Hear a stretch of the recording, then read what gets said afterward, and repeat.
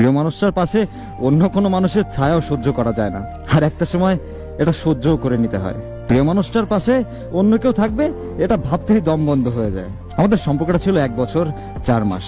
তার বাড়ি চাঁদপুর আর আমার বাড়ি চট্টগ্রাম। লং ডিস্টেন্স রিলেশন ছিল আমাদের। ফ্যামিলির সাথে দুইজনে যুদ্ধ করেও টিকে থাকতে পারিনি। আমি সবেমাত্র অনার্স প্রথম বর্ষে ছিলাম। তার ফ্যামিলি থেকে 3 বছরের সময় চেয়েছিলাম, কিন্তু তার ফ্যামিলির একটাই কথা, তারা আমাকে কোনো সময় দিতে পারবে না, আর একটা বেকার ছেলের হাতে কোনোভাবেই তুলে দিতে পারবে না তাদের মেয়েকে।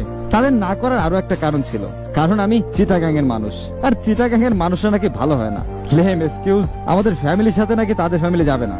তার মায়ের সাথে আমি অনেকবার কথা বলে বোঝানোর চেষ্টা করেছি, আমার বন্ধুরাও অনেক চেষ্টা করেছে, কিন্তু তারা ব্যর্থ। সেও অনেক চেষ্টা করেছিল। শেষমেশ অনেক ভরসা নিয়ে তার বাবাকে কল দেই। কিছুক্ষণ কথা বলার পরে আমার উনি ওনার ফ্যামিলির ব্যাকগ্রাউন্ড, দেন তাদের গোষ্ঠীর মধ্যে নাকি যারা যারা রিলেশন করে বিয়ে করছে তাদের সংসার নাকি বেশি দিন টিকে নাই, এই জন্য নাকি তারা আমাদের রিলেশনটাকে বিশ্বাস করে না।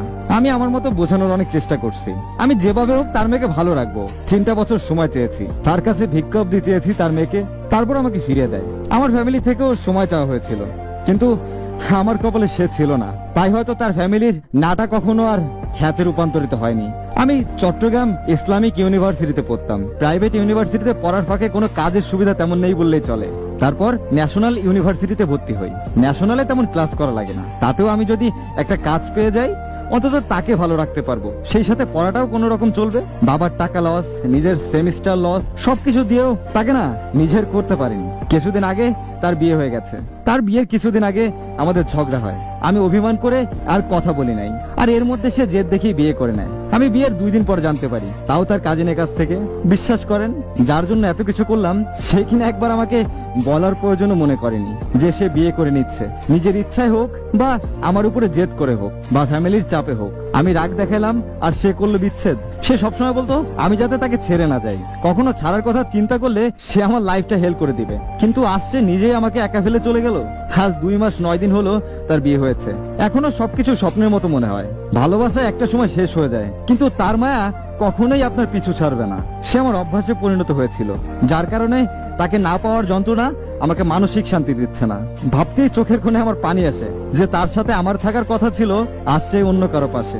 মনের ভেতর তার সেই জায়গাটা শূন্যই রয়ে গেল। দুজনে রাজি থাকার পরও কেউ কাউকে না পাওয়ার যন্ত্রণা বয়ে বেড়াচ্ছি।